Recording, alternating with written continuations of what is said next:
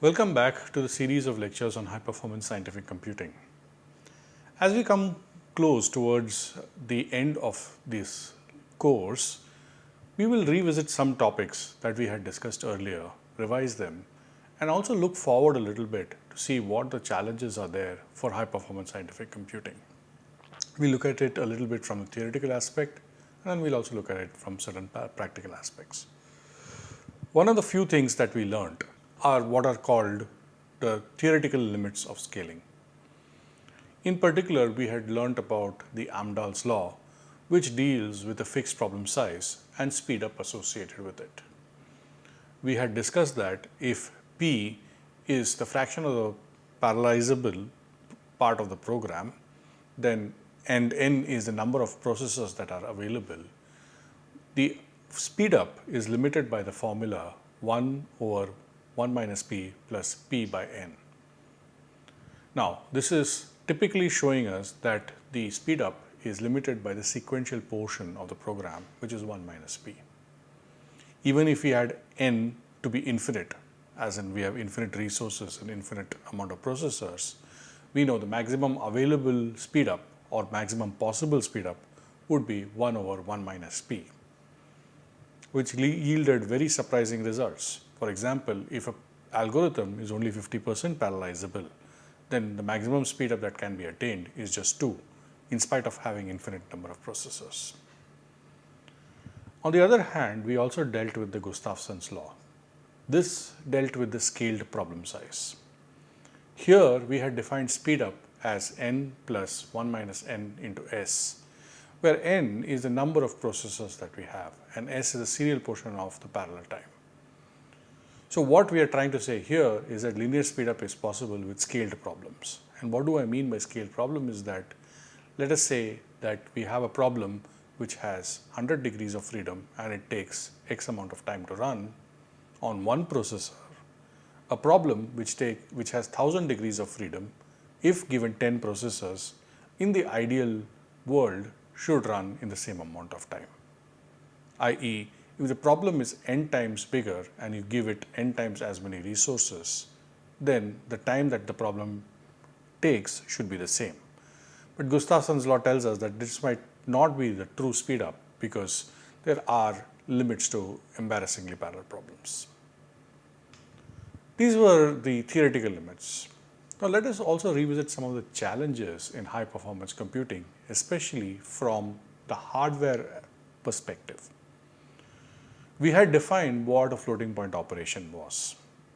And we know that modern day processors can keep increasing floating point operations easily. But typically, the processors also require one important thing, which is data from the memory.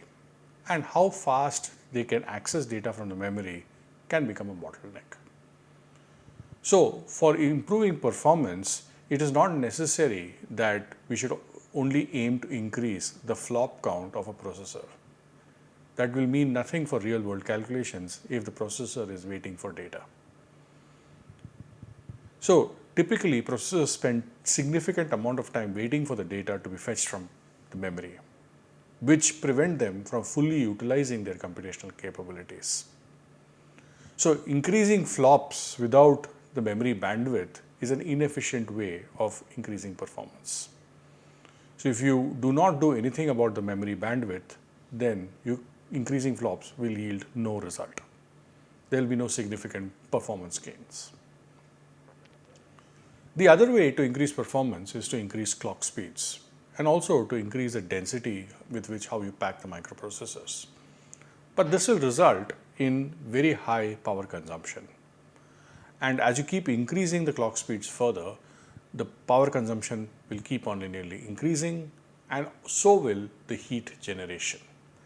This results in the next problem or challenge faced by the hardware, and that is cooling.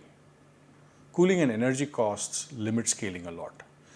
The high power consumption of modern processors requires very extensive cooling systems. In fact, many modern days computers today, especially the large supercomputers, have direct liquid cooling so that they can extract out the heat as quickly as possible and as efficiently as possible. The energy costs associated with running and cooling these systems sometimes have a limiting factor in the ability to scale up this performance. But despite all this, there is always a need for high performance computing. So, what we really need is extremely energy efficient high performance computing. And there is a growing demand for energy efficient high performance computing solutions that can deliver the required power for the compute without the excessive power consumption, also without the excessive cooling requirements. If you look at most modern day data centers and supercomputers, they will have a factor named which is called as PUE, or the power utilization efficiency. That means for how much compute power that you are putting in, how much is the ratio of the cooling load. A data center which operates at a PUE of 1.3 is said to be good, which effectively means that for every unit of power that you give for the compute, you need 0.3 units of power for cooling the same data center. With advanced technologies like immersion cooling, we can reduce the PUE up to maybe even 1.1 or even 1.05. Obviously, you cannot reduce it below 1 because that's the minimum power that the compute is going to take, and there is no such thing as a free lunch. What are the other challenges faced on the hardware side? And that would be the communication bottlenecks in large scale systems. We had studied that we could do distributed computing by building larger and larger distributed machines. We can limit, the only practical limit to the number of nodes a computer can have typically is usually the amount of capital that you have and the amount of space that you have. But there are challenges even if you have infinite capital and infinite space. You will have issues in terms of latency and bandwidth. So in large distributed systems, you always have to play this delicate game between balancing latency, which is effectively the response time, and bandwidth, which is the data throughput. So to give you an idea of latency, let us say that I'm requesting a message from somebody. How much time does it take for the first message to receive? That essentially measures latency. Once that first message is received, then we look at what is bandwidth, which is how much data volumes are coming from that particular source. Usually optimizing one may come at the expense of other, and we always have to balance this in a large system. And obviously, as the number of nodes in a system increases, there's a massive increase in the overhead for communication and coordination. It is clear for any large systems. If there are two human beings in a room, there's barely any communication overhead because there are only two people talking to each other. If we replace the two human beings with 100 human beings, clearly the decibel levels will go up and there will be a communication overhead if I'm trying to communicate to a specific person or also to the entire room. So overhead of communication and coordination grows exponentially as the number of computing nodes increases, and this potentially becomes a big bottleneck for performance and scalability. So ensuring that efficient communication takes place is very crucial for the successful operation of a large-scale system, as it directly impacts the overall system performance and its responsiveness. So, by understanding these trade-offs and optimizing communication patterns, developers can create high-performing applications that can handle increasing workloads and node counts. And we discussed that briefly when we were talking about these new age numerical methods, which are able to overcome these communication bottlenecks by increasing their compute and reducing their communication profile. One metric that you can think about is the ratio of communication to compute. If you have a higher ratio of communication to compute, that means you're more dependent on communication, and that could quickly become a bottleneck. If your algorithm has a low ratio of communication to compute, that means your application is compute heavy, and on systems where communication can become a bottleneck, this can be very useful in doing quick, scalable computations. The thing that we have to think about is what are the post-Moore's law architectures. We had discussed about Dennard scaling and Moore's law in one of the first few lectures. We know that Dennard scaling is already broken down. In the sense, the power density is not constant, it's challenging the traditional power scaling. So what's essentially happening is that we are dropping the voltage, but we cannot drop the voltage beyond a certain point, but we are continuously dropping the feature size of these microprocessors. Today we have 3 nanometer process microchips which go into the latest laptop computers. So the power density now is extremely high, and efficiently cooling this power which is being output as heat is a big challenge. Soon we'll also hit the limits of the Moore's law, which is basically the physical limits. As microprocessors go smaller and smaller, we are already down to the molecular sizes, and traditional transistor scaling is now going to become difficult. So now we have to have new paradigms which explore new computing architectures beyond the traditional complementary metal oxide silicon or CMOS type architectures. We have to look at neuromorphic, quantum, and other emerging technologies in the post-Moore's world, where both Dennard scaling and Moore's law have broken down. One of the things that we can look at is neuromorphic computing, which is essentially brain-inspired architectures. Here, we use spiking neural networks to mimic the brain's information processing. The advantage of this kind of computing in the future is that it has the potential for reducing the power consumption compared to traditional computing. It also has one of the key things of fault tolerance, as this is resilient to hardware failures and has the ability to gracefully degrade. What do I mean by fault tolerance? Let us imagine that we are building a large distributed memory machine which has 1 million compute nodes, and each node has 100 computing cores. So we effectively had 100 million CPU cores. And when we are doing this calculation on this large 100 million computing cores, an extremely large calculation. Now, it's quite obvious that there could be hardware faults in any of the compute nodes. Given the large number, the probability that one would fail is extremely high. Now, if you're running a calculation for a few hours, and even if one fails, and if it takes down the entire compute, you'll never be able to reach a successful compute, or you'll never be able to get to a successful calculation or simulation. This is where we need to build fault tolerance in. As in, the calculation or the simulation should proceed even if a small certain number of nodes start failing. Now, for traditional computing, that becomes a challenge. We have to add a lot of redundancies, and we have to write a lot of software for it. But neuromorphic computing models have sort of fault tolerance built into themselves, because they sort of have architectures which is inspired by human and other brains. This type of computing is very good for pattern recognition and machine learning, which is really popular these days. It is very suitable for tasks like image recognition, natural language processing, and others. The other ways of computing, we have to look beyond CMOS, or we have to look at technologies like optical computing. Today's CMOS technology uses basically electrical signals to identify the two binary states of 0 and 1, and then processes logic based on that.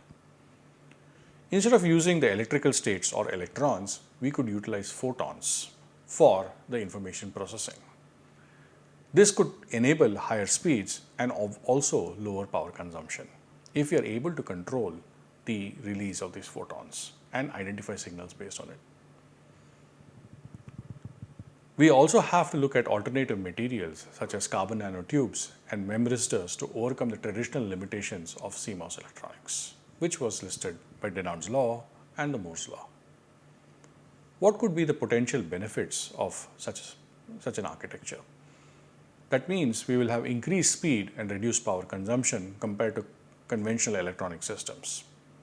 Obviously, there are implementation challenges in implementing optical and alternative computing technologies, because CMOS technology has been matured over the last half a century or more.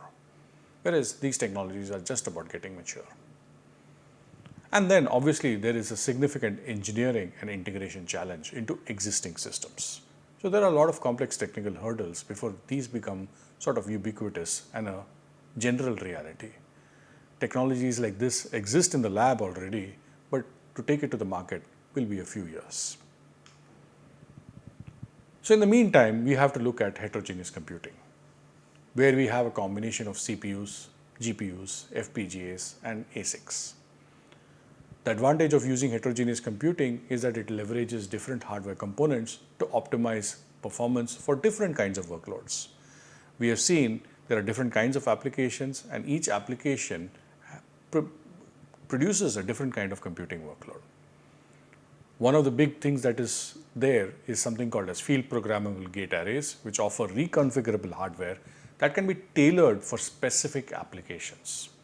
For example, if your application uses a specific kind of matrix or a specific kind of matrix multiply, you can actually write very specific custom code realized in hardware using FPGAs for this.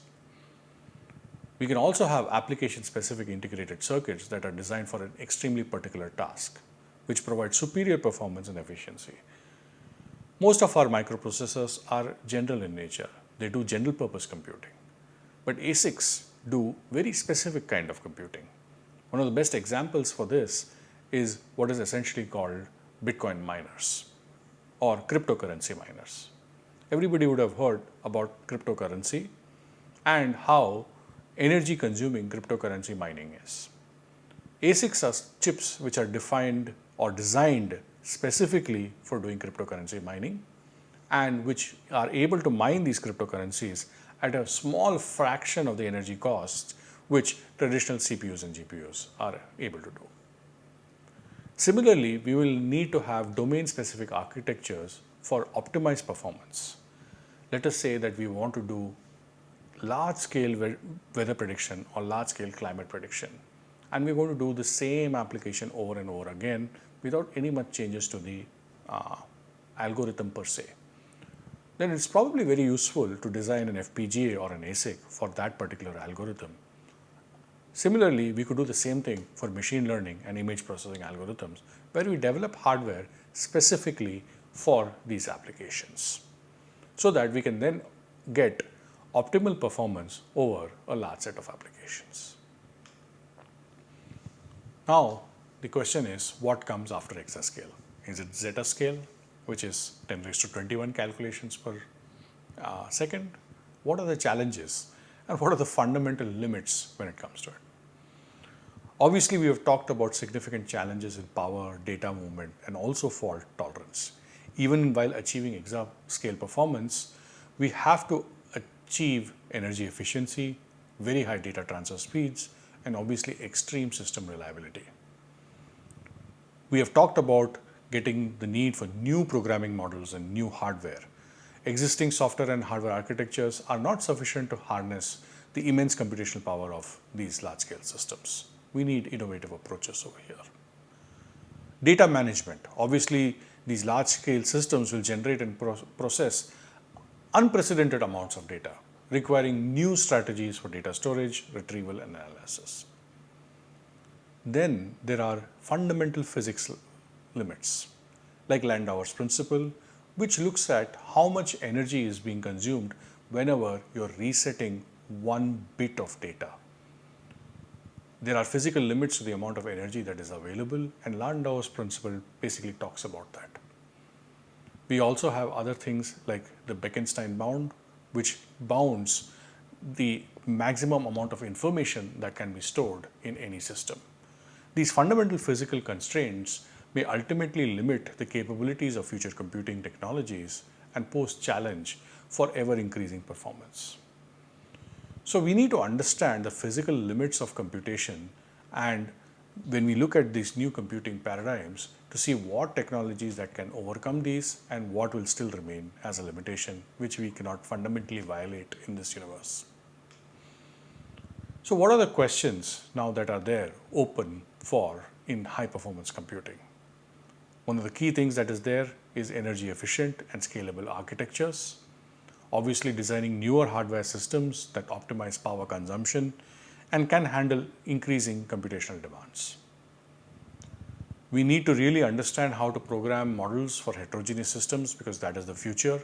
We are always going to have a machine now which is a mix of CPUs, GPUs and other specialized processing units, and we have to develop software framework which effectively utilize this mix of hardware.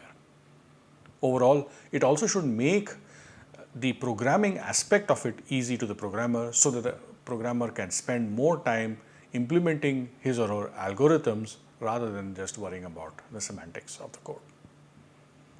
We have to look at data movement and storage in large-scale systems. We already know machine learning algorithms rely on large sets of data and also will generate large sets of data.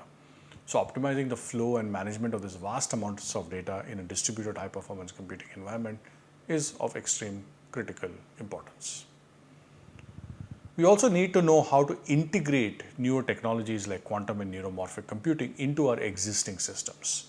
Because as these systems are developed and they're up and coming, they would be still at a nascent stage, but we can sort of take a boost in performance from them by using their initial prototypes and initial models, and they can be combined together to solve complex problems more efficiently.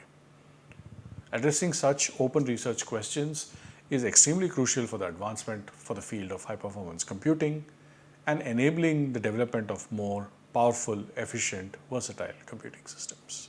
Thank you.